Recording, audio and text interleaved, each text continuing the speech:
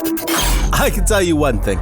Technology is the single most important aspect of every business that has successfully scaled. It's time for that Real Estate Tech Guy. It's your weekly chance to explore how technology can help your real estate business explode. Each week, you'll hear from real estate investors who have been there and done that and find out their favorite technology tips. Listen in as Jordan speaks with tech companies and learns about new technologies and new ideas that will help you scale your business. And now, join your host, Jordan Samuel Fleming, CEO of Smartphone, for this week's episode. Hey everybody, it's Jordan Samuel Fleming here with another episode of That Real Estate Tech Guy, and I am delighted to say that my co-pilot for today's episode is Pete Reese from Reelvest. Pete, welcome to the podcast. Introduce yourself, tell us a bit about what you do. Well, thanks for having me, Jordan. I really appreciate it. Basically, our business is land flipping. So we buy properties directly from landowners, and then we'll sometimes do some improvements to these properties, and then we will resell them quickly. So that's our whole business model. It's a little more complicated than that, I guess, but we generate our business with direct mail. So we send out a lot of letters to people, and we send out not just a letter saying I want to buy your land. We send out direct offers to these people with an actual offer amount on there. And it gets the phone ringing, gets the text coming in, emails coming in, and then we see if we can work out a deal with those particular people that responded, and then we move forward to purchasing the property. Always buy through a attorney, title company, or escrow company, depending on what's standard for that state. And then we'll do some minor improvements. Sometimes we'll do a survey. Sometimes we'll do a perk test. Sometimes we'll do some lot clearing. Sometimes we'll do a minor subdivision, things like that. And then we will resell the properties, always with a land broker or agent in that area. So, wow. And our average hold time is about 60 days. So we really try to move these properties quickly. Quick. So let me ask just, because I speak to a lot of real estate investors who are single family homes, or they're concentrating on, flipping houses. But when it comes to land, one thing, because you're not the first person that I've met that concentrates on land. And one thing I've noticed is that direct mail does seem to play, like for both of you, direct mail is a massive marketing tool. Is it specific, do you think, because it's land that's the case? Is there a reason? It's interesting. I mean, I know that there are land investors generating a lot of business with outbound text. We don't do that personally, but I know that's a whole nother side of the business. The direct mail has worked for us from the beginning. I was kind of taught that way. And it seems like, it's generally an older demographic, I guess, that responds to the direct mail better. And it seems like those are most of the landowners that are interested in selling anyhow. So it's kind of a good match right now. And it's interesting because it allows us to do that direct offer like that and do it in a way that's generally not going to really upset the majority of people. Although we do get our fair share of people calling in and saying, hey, you offered me so low on my property, that type of thing. So some of them are pretty colorful too, but it's just a good medium for us doing what we do. So it works pretty well. And then when you look at the numbers, it's costing us about $3,000 per deal that a full deal that we do. And on average, we're making about $22,000 in profit. So the numbers work. So. What are you talking about? I mean, right. If those are the numbers, I'll do that all day long, every day, as long as I need to, Yeah. So let me ask you that. So I'm fascinated by I always like to learn new things. Although I'm not in real estate myself, working so closely within the technology community in real estate, I keep learning new things. So land flipping is not something I know as much about. Two questions. One, how long or how did you decide to get into the land flipping side of things? And two, given the nature of the podcast, as you've been doing this, how critical has the technology aspect been to being able to manage the process you have? Right. Well, both good questions. I kind of stumbled into the land flipping space in a way. I mean, we were running another business my wife and I owned, and that was kind of our focus for a number of years. I've been a real estate broker since 2006, and I was flipping homes even before that. So I've been in kind of the real estate space for a long time. We'd gotten out of investing ourselves for quite some time, got kind of sidetracked, not sidetracked, but we had another business that was 100% of our focus really for a bunch of years. But I kind of had that itch to get back into investing and doing that stuff on our own because I always loved that. And real estate's kind of in my blood. So I was just doing some research and kind of just trying to decide what I wanted to do. Did I want to get back into flipping homes again? Did I want to do something else? And I kind of stumbled into some people talking about land flipping, some anecdotes pretty much about, hey, I bought this property for $10,000 and I sold it for $30,000. And I thought, well, that's pretty cool. I'd like to do those type of deals. That kind of really sounds like a great return on my investment. And I just kind of felt like it would line up well with my skill set. Although I never really considered myself a land expert or anything of that sort. I've been in the single family space. That's kind of my background up until that point. But I purchased a course on it, learned everything I could about how to evaluate these properties, and then I just dove in. So that's kind of how I got started. And then from the very beginning, the deal started working. Like our first year in the land flipping business was in 2021, so just a little under 2 years ago at this point. And we resold our first property using this model in March of 2021, did about $1.2 million in revenue that year at about a 50% gross profit margin. So basically on average, we're buying a property and we're trying to double our investment after all the fees and commissions and all that stuff. So if we buy a property for $10,000, we're trying to sell it for $20,000, and so on. So we were able to kind of hit those numbers that first year. The second year, which was our first full year in the business, we did about $3.5 million in revenue, and we're pretty close on that gross profit as well. So that's it's going well, and I want to hit 10 million this upcoming year, which kind of ties into the next part of your question where you were asking about how does the technology all come into play. I mean, like in any business, really, it's the same thing. Like if you're going to start and scale something and put systems in place and everything, there's just no way you can do it without the help of technology. I guess you can do it. You could put manual systems in place and lots of team members and things that do a lot of these things, manually, but it's still not going to be as organized, and you're not going to run a good operation unless you have some really good tech behind it. So I realized that kind of early on. At the beginning, we were kind of managing all of our leads on a Google Sheet, and it just became, unworkable after a little bit of time. And that's when we shifted to kind of building out our CRM customized to our business. So that's fantastic. And those are also, that's an impressive growth curve you're on. And 1 million, setting aside the revenue, being able to generate the sales and the profitable revenue, managing a $1 million business isn't that hard. Right. It's right. Like there are not that many moving pieces, etc. I did a lot of it myself. Yes. Yeah. But 10 million, that is a shift in terms of everything, in terms of the volume, people, moving parts, and all of that. So can you kind of give me, given that that's the trajectory you're on, let's break it down to some basic principles of maybe the things you're thinking the most about in terms of your business as you're thinking about the 10 million scale. Mm-hmm. Yeah. Well, we certainly had to build out a business system, which is our CRM solution that we've got. We had to build out a business system that allowed all the team members that we were bringing on to be able to collaborate on these properties and do so, have one central spot for all the files and all these kind of things. So it's a matter of bringing on the right team members, having them work within a system, and then having kind of clearly defined ways that we operate within that system. And then the system itself is obviously driving a lot of the stuff and automating as many things as possible as we can. But it's really a big crutch for us to kind of take things to the next level. And And going forward, it's only going to get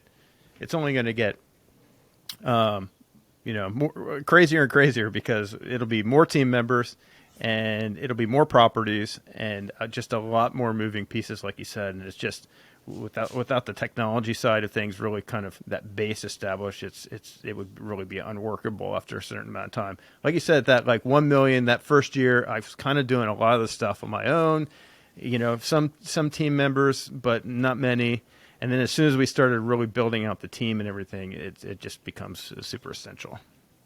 Well, and that becomes, whether you're in real estate or any other business model, moving towards the 10 million marker is just a different game. I mean, I think, they always say, the 1 million is a game shift. 10 million is a game shift. And then 100 million is a game shift. Right. There's these real kind of sea changes in what it means to run a business. Now, if I was to look, so obviously the other part of this that interests me is if you're looking at 3.5 or whatever that was, the figure 3.5 million, when your deal size, did you say average 30K? It's all over the board, really. I mean, at the beginning of the year, we were kind of, doing a lot of the smaller deals, and as the year progressed, we really tried to step up the average, exactly. So it's a good way to kind of scale the numbers and scale the profit. But there becomes a limit, in the land business, because you don't want to go too big where you're sitting on these properties too long. And, the bigger they are, the longer they take to sell generally, even if they're priced right. So that's one consideration. But I think for the most part, most of our buys right now are between, on the buy side, $20,000 on the low side and a few $100,000 kind of on the upper end. Some of them, we've got some actually under contract that are actually more, but those are kind of the outliers. But what does interest me about that is, that still speaks to a volume of deals being done, successful deals being done. And anytime you have a volume, and that's only going to amp up as you move towards the 10. And so anytime you have a volume like that, it does make me curious as to how you're managing that volume and the different, maybe parts. So if we could just break down a little, like obviously you doing a lot of direct mail from your prospecting point of view, but then you've got to run a process pretty rigorously, if I recall, when you're dealing with you've got to do your due diligence phases, and you've got sort of these boxes to tick. So can you kind of give us a sense of how the system, or what type of systems you have cobbled together, you've brought together to go through that process? Sure. Well, the main business system that we've built everything around is our CRM, and it's built on top of the high-level platform, but it's obviously completely customized to the land business. And, High Level is a platform which is basically, it's kind of like the base. It gave you all these different tools and things that you can kind of customize to kind of fit your own business.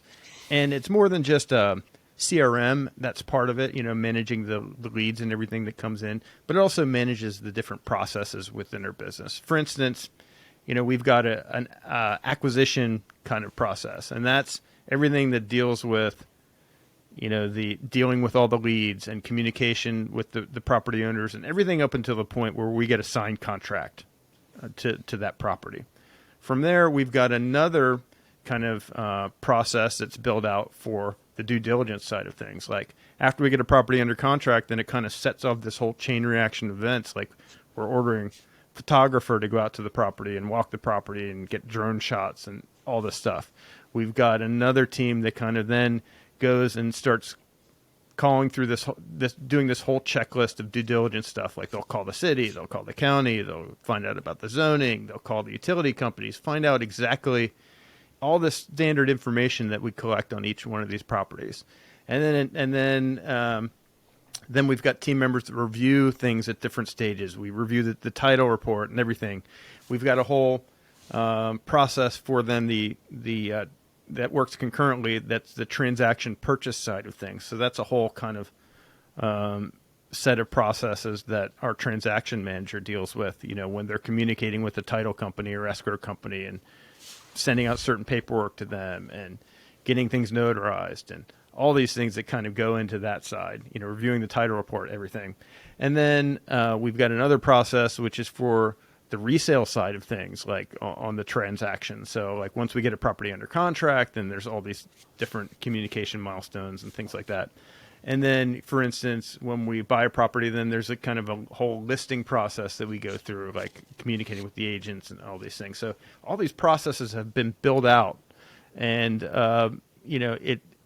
without them, things would really become unworkable really quick, and things would be just completely chaotic. But it allows us to kind of use everything. It kind of allows us to really systematize all these processes, which are essentially the same on every single deal. There's always variances and things that we got to look at manually and things like that. But a lot of these things are kind of the same on every single deal, and it really helps us kind of do that scale that we need to do. And then all the team members can access all the data and information, within the system at any time they want it. And then, that's kind of our main business system. We also use for internal team communications, we use Slack. So that's kind of our communication hub that we use. And that's, if you might be familiar with, a lot of people are probably familiar with Slack at this point. It's just a great tool for quick communication, and then we'll get on Zoom calls and things as necessary. But a lot of the communication actually happens on Slack between team members and everything on there. It's great for quick communication. And then as well, we use different apps and things like that to help us evaluate the properties. We use, the Google apps for kind of like our Google Drive and Sheets and Docs and all that kind of stuff on there. But that's kind of our main tech stack, I guess you could say. And it interests me, when you talk about the processes that you've put in place, it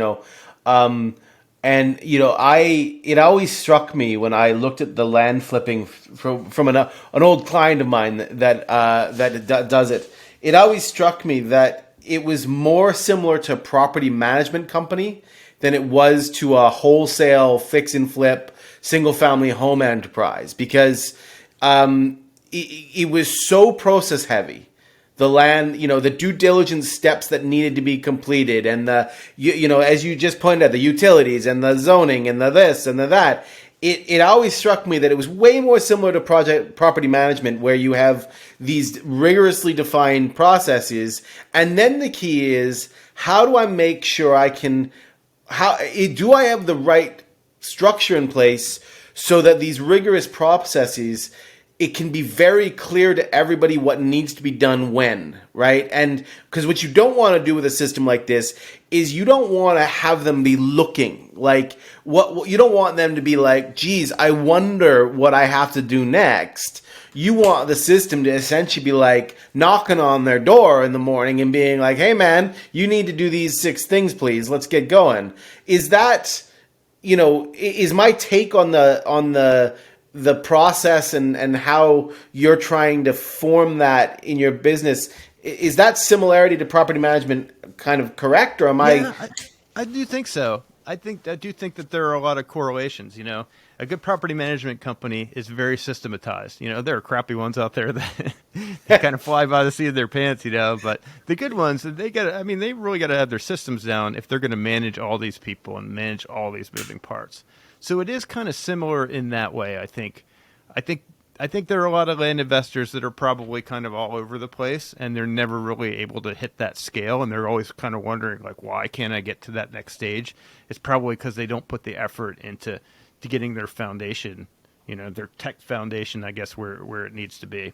So that's one thing. That's one thing to consider. And to your point about the it's got to be built well so people can actually see clearly what's next. Like the system is not like hiding things from them in any sort of way. It's like front and center. We kind of do that by using the visual pipelines. Like every process is kind of in these, like, I guess they call them Kanban type pipelines. So it's essentially like a property card is here, and in this column, this work has to be done. So, and normally a particular team member is responsible for a certain certain pipelines. So they know that if something's there, they need to do that to move it to the next stage. So pretty easy.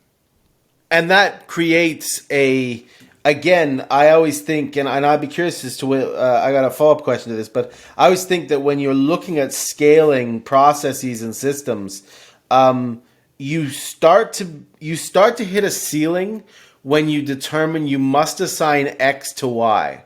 If John has to do this task, John is a bottleneck. And so there's a mindset shift.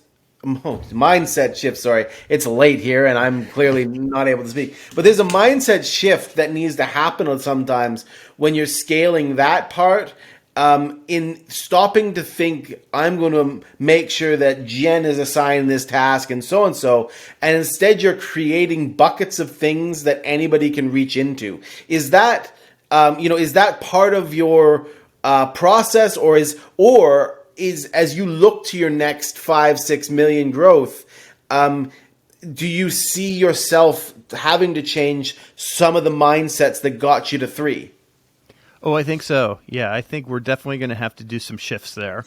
And one of the big shifts is that at this point, I've been fully responsible for building out our systems. And I consult a lot of people and, try to bring on experts here and there to do different things. But I'm the one driving it. But I mean, I'm not the ultimate operations person or something like that. So I know kind of that next level is that I'll need to bring someone on just for that role who's already been there, done that, and that's all they do. They're operations, they're specific experts in those areas, and then let them take the reins and improve it from there. So I think I'm good enough to get it to a certain stage, but probably I need to bring on the big guns to get it to the next stage. So, and I think that's a real. I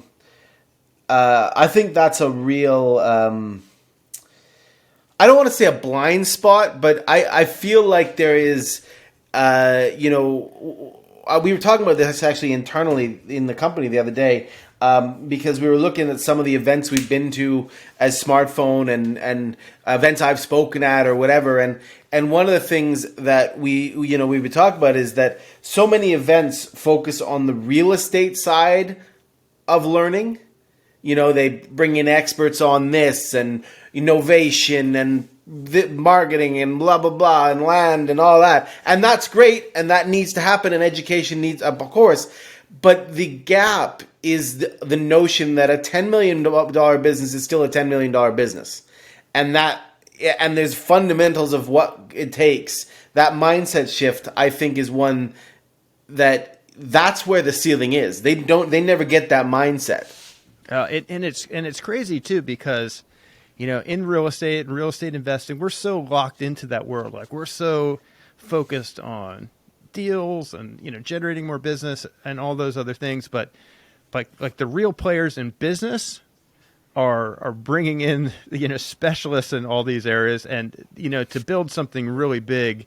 And there's people so far above like whatever level I'm at right now, and they'll just be able to come in and do a bang up job, and get it done. So interesting.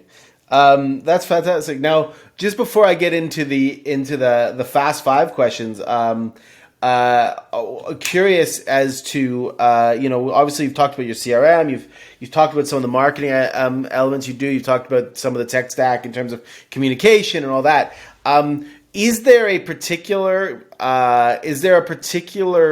direction that you can see over the next 2 years, in terms of maybe a bit of technology you've never invested in or you've always been curious about that you start to see being needed as you scale? That's interesting. Probably some things related to human resources, expanding staff. I'm sure there are some tech solutions there would really help streamline some things. I mean, the more people there are to manage, the crazier it gets.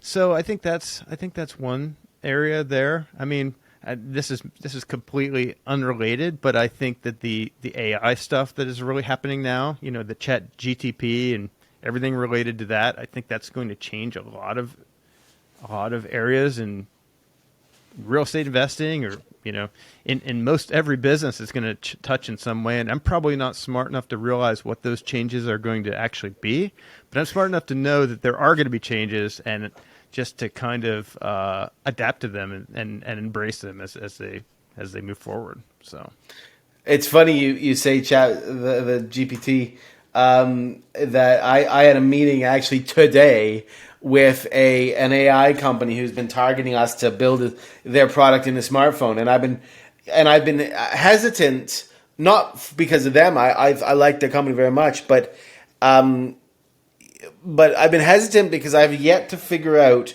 a really solid business case that will make my customers go, oh man, this is amazing. Where has this been all my life, right? And people keep talking about these things, but I've yet to really see sometimes the business cases. And we talked about it today, about the notion of that their system will be able to do three things, deliver 3 bits of information to us: sentiment analysis to score the conversation, positive, negative, or neutral. Summarizing, so to not just transcribe, but to summarize the conversation into succinctly, and then the accurate transcription. And those 3 together start to interest me, because then you can start to go, okay, let me score my agents on the sentiment analysis, and that will allow me to look at trends as to who's performing well, and then I can drill deeper quickly into their conversations with the summary and all that. But that's the first time I've finally been able to look at an instance where I think it's worthwhile exploring. Otherwise, everybody just keeps talking about it. Yeah. It's truly crazy, kind of. I see people. You have to be really creative in order to bring all these tools together and use them in a new way. And there are very creative people out there, and I'm sure they're going to figure out some cool solutions for a lot of these things. I'm just kind of just monitoring things and see what comes out of it. So. Absolutely. Well, listen, Pete, I'm going to head in right now to the That Real Estate Tech Guy Fast 5. These are 5 questions I ask all the investors. And 5 quick questions, 5 quick answers. Then we'll finish up the episode letting people know how to reach you. So, question number 1. What technology product, I think I can answer this for you, but what technology product has had the biggest impact on your business? Yeah, I would say the high-level CRM solution that we built out. Fantastic. Question number 2. What is the biggest mistake you've made with technology in your business? Biggest mistake? I guess not. I trying to do everything myself instead of bringing in vendors that are specifically experts in those areas. Kind of weeding through things myself sometimes when I probably should just hire that out to someone that knows what they're doing already. It'll be quicker and cheaper in the long run. Yeah, exactly. Yeah. I agree to that. Question number 3. What is your best advice on how a new investor can integrate technology into their business? Yeah, the best advice would be that, it doesn't really matter, I guess, what platform, what type of thing that you need to incorporate. But I guess the real thing is that you need to put in some sort of foundation, some sort of, foundation that kind of works with whatever your business model is, where it's going to be something that you can kind of build onto as time goes. You don't have to build out something super complex or anything. You could even start out with something basic, but you need to have something there. And don't think that you're going to build your business on Google Sheets, because it's not very scalable. Nothing that's going to scale. Absolutely. Question number 4. What's the one thing you wish you'd known in technology terms when you first started the business? About the high-level platform, because I really hadn't. I knew about high-level platform, but I didn't really realize the use cases that I could build out for our particular business. And final question: if someone was just starting out and they were going to invest in 3 bits of technology, what are 3 bits of technology you would recommend they bring on first? Well, some sort of business system that you can build something on, and generally that might have the CRM, and you got to have something that can deal with the leads and do a lot of the automated processes in order to handle your leads. So for us, it's the same thing. Our business system and our lead manager or CRM are all the same system. The other thing is you got to have some sort of, as a real estate investor, you've got to have something that allows you to kind of evaluate these properties and kind of do it in an efficient way. And we use in the land business, a lot of us use a program called MapRight, and that really helps us leverage our time and kind of, instead of calling around and looking on all these different county websites and things like that, like it's all compiled into one area, and it really saves a lot of time and allows you to be a lot more efficient. And then data is a big part of real estate investing as well. So for us, we build all our lists from a company called Data Tree. It's a First American company, but you got to have some sort of data solution where you're compiling lists, and even if you're building audiences for online ads or something like that, you've got to have some sort of data source where you can kind of try to narrow down your ideal, sellers in our case. All right. Well, those are three excellent first products. Pete, it's been an absolute pleasure, meeting you for the first time today and hearing a bit more about your business. As we close out, I'm going to give the last word to you and let people know how they can find you and where to reach you. Yeah. Well, the best place to find me would be our website, which is turningprofit.com. So that's the side of our business where we are putting out a bunch of content about land flipping and land investing, and if you're interested in that side of things at all, we've got a podcast associated with that, which we just launched as well. But each month I do a monthly income report, which shows how things went in our business, the revenue we took in, the profit, all the deals one by one that we did, how much profit on each deal, what went well, what didn't go well, how long we held these properties for. We break down pretty much everything and be as transparent as possible. And then we've also got a community that we just launched as well for land flipping, and so if that's an area of real estate investing that you're interested in, I think you'll get a lot of interesting information from that.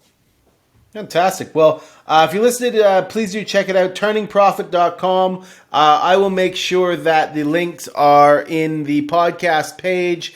So it's very easy for you guys to click it. Please do check it out. I'm going to be checking it out because I'm fascinated to learn more.